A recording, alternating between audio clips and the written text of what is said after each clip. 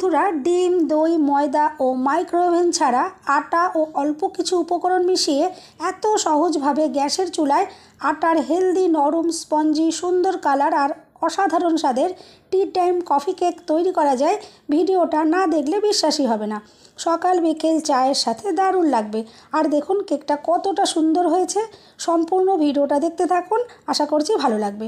রেসিপিটা ভালো লাগলে লাইক, শেয়ার, কমেন্ট ও সাবস্ক্রাইব করে পাশে থাকবেন। দেখে নেওয়া যাক আমার আজকের রেসিপিটা। নমস্কার বন্ধুরা, আমি পাপড়ি পদ্মাবতী ফুড ক্রিয়েশনে আপনাদের সবাইকে স্বাগত। আটার কফি কেক তৈরি করার জন্য প্রথমে দেখুন এখানে আমি একটা নিয়ে নিয়েছি ছোটো বাটি, তার ভেতর দিয়ে দিলাম 2 চামচ গরম জল। এরপর যেহেতু কফি কেক তৈরি করছি তার জন্য দেখুন আমি এখানে 2 টাকা দামের 2 প্যাকেট কফি এখানে নিয়েছি। দেখুন প্রথমে একটা প্যাকেট আমি কেটে এভাবে দেখুন দিয়ে দিচ্ছি, আর এরপর আরও একটা প্যাকেটও আমি এখানে দিয়ে দেবো। এই টোটাল 2 প্যাকেট কফি মিলে এখানে 1 চামচ মতো কফি হবে। দেখুন আমি এই প্যাকেটটাও কেটে নিলাম, আর এরপর চামচ দিয়ে একটু আমি মিশিয়ে নেব। দেখুন কফি একদম রেডি হয়ে গেল। এরপর আমি একটা বোল নিয়ে নেব,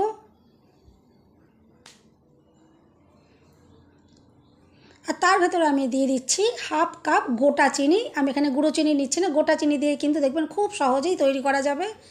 আর আপনারা চিনির বদলে কিন্তু এখানে 1/2 কাপ গুড় বা 1/2 কাপ মিশ্রিও ব্যবহার করতে পারেন। আর এরপর ওই কাপেরই 4 ভাগের 1 ভাগ আমি দিয়ে দিচ্ছি সাদা তেল।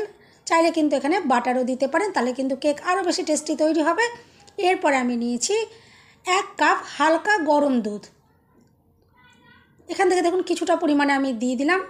আর যেহেতু আমি গরম দুধ এখানে ব্যবহার করছি, সেই জন্য কিন্তু চিনির গুঁড়ো দেবার কোনো রকমেরই প্রয়োজন পড়বে না, গোটা চিনি দিয়েই হয়ে যাবে। খুব কম সময় কিন্তু এভাবে গরম দুধ দিয়ে কিন্তু গোটা চিনিটা মিশিয়ে নেওয়া যাবে।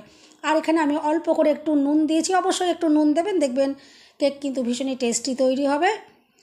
এরপর দেখুন খুব ভালো করে আমি মিশিয়ে নিচ্ছি। আর যেহেতু গরম দুধ আমি ব্যবহার করলাম, সেই জন্য কিন্তু খুব কম সময়ের মধ্যে কিন্তু চিনিটা খুব তাড়াতাড়ি এখানে গলে যাবে। দেখুন খুব ভালো করে এরপর আমি মিশিয়ে নিচ্ছি।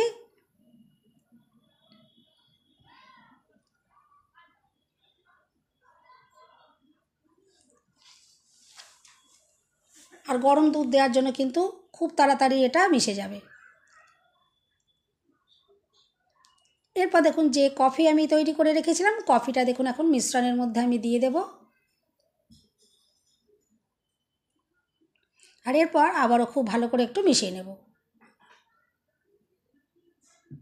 বন্ধুরা, এই কফি কেক কিন্তু খুবই অসাধারণ লাগে, অবশ্যই কিন্তু একবার বাড়িতে ট্রাই করবেন, আমি আশা করছি ভীষণ ভালো লাগবে। এরপর দেখুন আমি এখানে নিয়েছি 1 কাপ গম ভাঙানো আটা। এটা আমি দোকানের আটা ব্যবহার করছি না, একদম যে রিয়েল একদম গম ভাঙানো আটা হয় বাড়ির, সেইটাই আমি এখানে ইউজ করছি। প্রথমে দেখুন আমি 1 কাপ আটা চেলে নিচ্ছি। এরপর এখানে আমি আরও 1/2 কাপ আটা দিয়ে দিচ্ছি। টোটাল এই কেকটা তৈরি করার জন্য আমি 1.5 কাপ আটা ব্যবহার করেছি। দেখুন এটাও আমি চেলে নিলাম।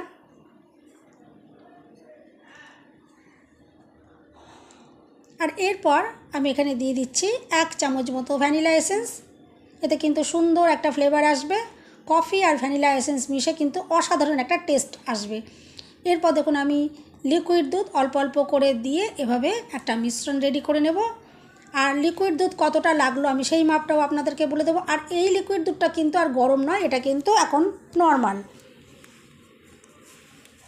এভাবে দেখুন বারে বারে দিয়ে কিন্তু মিশিয়ে নিতে হবে, একবারে কিন্তু বেশি করে আমি দিচ্ছি না। দেখুন বারে বারে দিয়ে মিশ্রণটা রেডি করে নিলাম। এখানে আমার 1 কাপ আর আরও 2 টেবিল চামচ লিকুইড দুধ লেগেছে। কারোর ক্ষেত্রে কিন্তু একটু বেশি বা একটু কমও লাগতে পারে। দেখুন আমি এখন মিশ্রণটাকে সুন্দর করে রেডি করে নিয়েছি। এর ভিতরে কিন্তু কোনো রকম দলা দলা ভাব নেই, দেখুন একদম স্মুথভাবে একটা মিশ্রণ রেডি হয়েছে। আর দেখুন খুব গাঢ়ও নয় আর কিন্তু খুব পাতলাও না, ঠিক এরকমই একটা ব্যাটার এখানে রেডি করে নিতে হবে, তাহলে এই কেকটা কিন্তু খুবই সুন্দর তৈরি হবে। দেখুন মিশ্রণটা রেডি হয়েছে, কিন্তু এখানে এখনও উপকরণ মেশাতে বাকি রয়েছে, সেটা আমি পরে ইউজ করব। তার আগে কেকের মোল্ড রেডি করে নিতে হবে। দেখুন আমি এখানে নর্মাল ঘরে থাকা একটা স্টিলের বাটি নিয়েছি, কেকের মোল্ডের কিন্তু কোনো রকম প্রয়োজন নেই। আর সাদা খাতার পাতা আমি দেখুন এখানে গোল করে কেটে দিয়ে দিলাম। আর এরপর একটু সাদা তেল আমি এভাবে ব্রাশ করে দিচ্ছি। আর কেক তৈরির জন্য কিন্তু কোনো রকমের মোল্ড বা বাটার পেপারে কোনো রকম প্রয়োজন পড়বে না। দেখুন ঘরে থাকা সামান্য উপকরণগুলো দিয়ে কিন্তু আমি দেখিয়ে দিচ্ছি। এরকম নর্মাল যে কোনো বাটিতেই আপনারা কিন্তু কেক তৈরি করতে পারেন, কেকের মোল্ডের কিন্তু কোনো রকম প্রয়োজন পড়বে না। এরপর কেকের মিশ্রণটার মধ্যে দেখুন আমি 1 চামচ বেকিং পাউডার আর 1/2 চামচ বেকিং সোডা দিয়ে দিলাম। আর এটা কিন্তু সবার শেষে ইউজ করতে হবে, কারণ বেকিং পাউডার আর বেকিং সোডা মিশিয়ে নেওয়ার পরে কিন্তু আর বেশিক্ষণ ওয়েট করা যাবে না, সঙ্গে সঙ্গে এটা রেডি করে কিন্তু মোল্ডে দিয়েই বেক করে নিতে হবে। আর ওপর থেকে দেখুন আমি 1 চামচ মতো জল দিয়ে দিয়েছি। আর এরপর ব্যাটারের সাথে এভাবে আলতো হাতে মিশিয়ে নিতে হবে। দেখুন আমি আলতো হাতে মিশিয়ে নিচ্ছি। আর একদিক থেকে ঘুরিয়েই কিন্তু এই ব্যাটারটাকে রেডি করে নিতে হবে। দেখুন আমি একদিক থেকে ঘুরিয়ে ঘুরিয়ে কিন্তু ব্যাটারটা রেডি করে নিলাম। কেকের ব্যাটার কিন্তু দেখুন এখন একদম রেডি হয়ে গেছে। এরপর দেখুন যে বাটিটা আমি সাদা কাগজ আর তেল মাখিয়ে রেডি করে রেখেছিলাম সেই বাটিটার ভেতর দেখুন দিয়ে দিচ্ছি।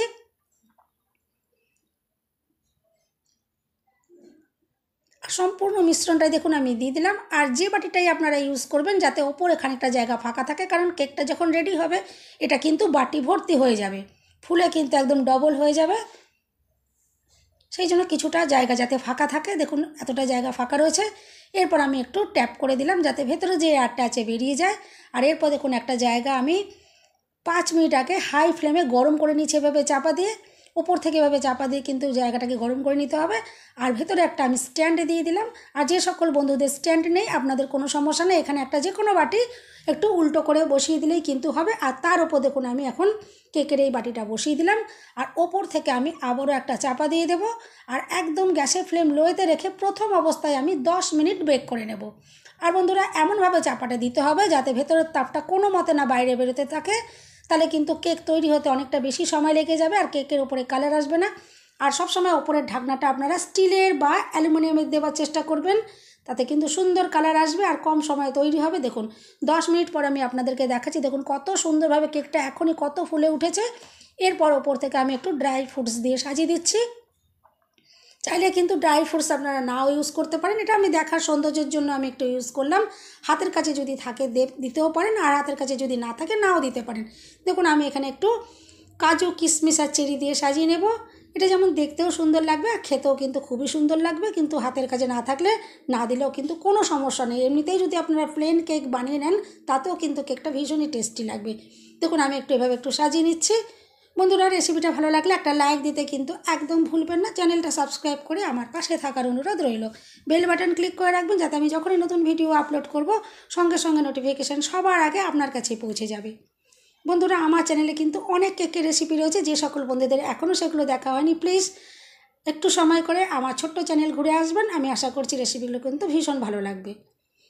দেখুন আমি সাজিয়ে নিচ্ছি কেকটা, আর দেখুন কতটা সুন্দর দেখতে লাগছে। যেমন সুন্দর দেখতে লাগছে তেমনি খেতেও কিন্তু ভীষণই অসাধারণ লাগবে। গরম গরম চায়ের সাথে কিন্তু দারুণ লাগবে। আর শুধু চা নয়, এটা কিন্তু এমনিতেও আপনারা তৈরি করে খেতে পারেন, ভীষণ অসাধারণ লাগে। দেখুন কেকটা আমি ভালো করে সাজিয়ে নিলাম। এরপর আমি আবারও চাপা দিয়ে দিয়েছি। আর এরপর আমি আরও 35 মিনিট বেক করে নেব। আর গ্যাসের ফ্লেম কিন্তু লোয়েতেই থাকবে। এভাবে দেখুন আমি আবারও চাপা দিয়ে দিয়েছি। আর চাপাটা খুব ভালোভাবে দেবেন যাতে ভেতরের তাপটা না বাইরে বেরোতে পারে। এরপর আমি 35 মিনিট আপনাদের দেখাচ্ছি। দেখুন টোটাল আমি 45 মিনিট কেকটা বেক করেছি, আগে 10 মিনিট আর পরে 35 মিনিট। দেখুন এরপরে কেকটা কিন্তু এখন সুন্দরভাবে রেডি হয়ে গেছে। আমি একটা কাঠি দিয়ে চেক করে দেখে নিচ্ছি। কাঠি দেখুন ক্লিন এসেছে, কাঠির গায়ে ব্যাটার কিন্তু আটকাচ্ছে না, তার মানে কেকটা কিন্তু একদম রেডি হয়ে গেছে। আর কেক রেডি হবার সাথে সাথেই কিন্তু এভাবে সাঁড়াশি দিয়ে বাটিটা তুলে বার করে রাখতে হবে, নাহলে কিন্তু এইভাবেই যদি ভেতরে থাকে তাহলে কিন্তু কেক শক্ত হয়ে যাবে। দেখুন কেকটা আমি নামিয়ে রেখেছিলাম, এখন কেকটা একদম ঠান্ডা হয়ে গেছে। আর ঠান্ডা হওয়ার পর তারপরেই কিন্তু বাটি থেকে বার করতে হবে। দেখুন একটা ছুরি দিয়ে আমি এভাবে সাইড থেকে একটু ছাড়িয়ে ছাড়িয়ে দিচ্ছি যাতে এটা খুব ইজিলি বেরিয়ে যায়। আর যেহেতু বাটিতে তেল মাখানো ছিল আর কাগজ দেওয়া ছিল, এটা কিন্তু খুব সহজেই বেরিয়ে যাবে। দেখুন একটা প্লেটে আমি এভাবে নিয়ে নিলাম আর কত সহজভাবে দেখুন এটা বেরিয়ে এলো। আর যে কাগজটা লাগিয়েছিলাম দেখুন সুন্দরভাবে উঠে গেল। আর কালারটা যে কতটা অসাধারণ দেখতে হয়েছে আপনারা তো দেখে বুঝতেই পারছেন। এটা কিন্তু একদম দোকানের কেনা কেকের থেকে কিন্তু কোনো অংশে কম নেই। যেমন দেখতে সুন্দর তেমনি খেতেও কিন্তু ভীষণই অসাধারণ। আর কতটা যে নরম তুলতুলে হয়েছে আপনারা তো দেখে বুঝতেই পারলেন। দেখুন কতটা দুর্দান্ত দেখতে লাগছে আর খেতেও কিন্তু খুবই টেস্টি। আর দেখুন কতটা যে স্পঞ্জি তৈরি হয়েছে। ঘরে থাকা সামান্য দেখুন আটা দিয়ে যে এত সুন্দর কেক তৈরি করা যায়, ভিডিওটা যদি না দেখতেন আপনারা কিন্তু বিশ্বাসই করতে পারতেন না। আর খেতে বন্ধুরা ভীষণই অসাধারণ। অবশ্যই কিন্তু বাড়িতে এভাবে একবার আমার মতো করে ট্রাই করে দেখবেন, ভীষণ সুন্দর লাগবে। এরপর দেখুন আমি একদম চা নিয়ে কিন্তু রেডি হয়ে গেছি। এই কফি কেকের সাথে চা কিন্তু দারুণ লাগবে, দুটো কম্বিনেশন কিন্তু অসাধারণ। এরপর কেকটা আমি একটু আপনাদেরকে কেটে দেখাবো, দেখবেন কেকটা ভেতর থেকে যে কতটা সুন্দর তৈরি হয়েছে। আর দেখুন কাটা দেখেই কিন্তু আপনারা বুঝতে পারছেন যে কেকটা কতটা নরম স্পঞ্জি তৈরি হয়েছে, আর কালারটা যে কতটা অসাধারণ তৈরি হয়েছে দেখেই বুঝতে পারছেন। দেখুন কেকের টুকরোটা আমি দেখাচ্ছি, দেখুন গাটা দেখুন কতটা জালিদার, একদম অরিজিনাল যে স্পঞ্জ একদম সেই রকম স্পঞ্জি তৈরি হয়েছে। আর ভীষণই অসাধারণ দেখতে লাগছে, এত অসাধারণ দেখতে লাগছে আর খেতে কিন্তু তার থেকেও বেশি আরও অসাধারণ।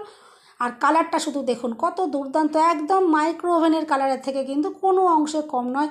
দোকানের কেককে কিন্তু হার মানাবে বাড়ির তৈরি এই সামান্য গমের আটা দিয়ে তৈরি কেক। দেখুন কতটা দুর্দান্ত দেখতে লাগছে আর কতটা যে নরম স্পঞ্জি তৈরি হয়েছে আপনারা দেখে বুঝতেই পারছেন। আর ভীষণই হালকা তৈরি হয়েছে, অবশ্যই এইভাবে ট্রাই করবেন, ভীষণ ভালো লাগবে।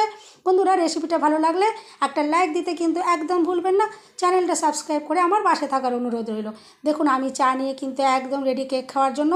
সবাই সুস্থ থাকবেন, ভালো থাকবেন, দেখা হবে নেক্সট ভিডিওতে।